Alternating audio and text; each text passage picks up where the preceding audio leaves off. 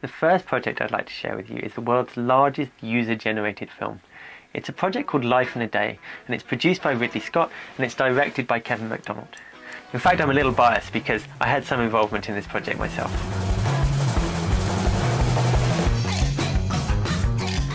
The Life in a Day project is one of those kind of classic ideas of singularity, sort of what would happen if everyone in the world did one thing at one particular time, like jumped up and down.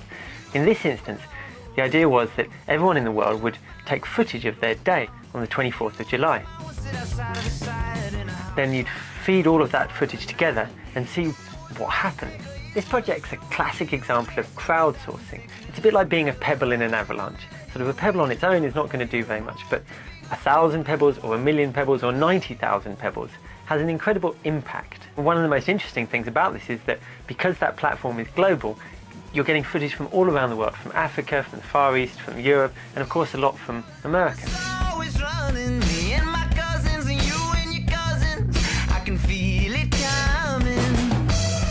In the event, over 90,000 people submitted videos via YouTube. Another thing that the web allows to happen is that you get kind of a time capsule of that day in history, and I think this is probably one of the ideas behind the project. For sort of future generations, we have 5,000 hours of footage of what one day on Earth was like. The second project I'd like to show you is a project called A Man with a Movie Camera, which is a remake or reinterpretation of the 1929 Russian classic.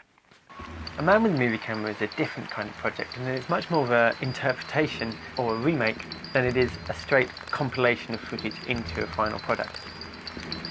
For example, the original always stays in shot, so you have on one side of the screen you have the original 1929 movie, and on the second side you have people's interpretation of those frames.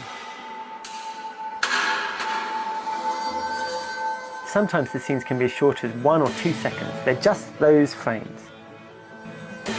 The original film is set in one day in 1929 and covers footage shot in Moscow and Riga and Kiev, capturing the spirit of the times. So when you look at the new version, it's often got no relation to what's happening in the original movie. Sometimes it's much more impressionistic. One of the things that I love about this film is the kind of eerie sense of distance, in that there is a huge temporal distance between 1929 and 2010, but that actually we're looking to try and create the same visual effect.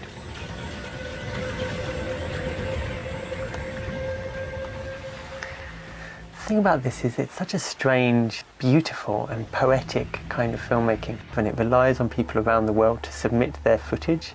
This video that we're watching changes every day as new submissions come in and are uploaded. One of the wonderful things about this is that it gives this sense of ongoing filmmaking, the idea that films can continue to live and breathe and be reinterpreted and reimagined.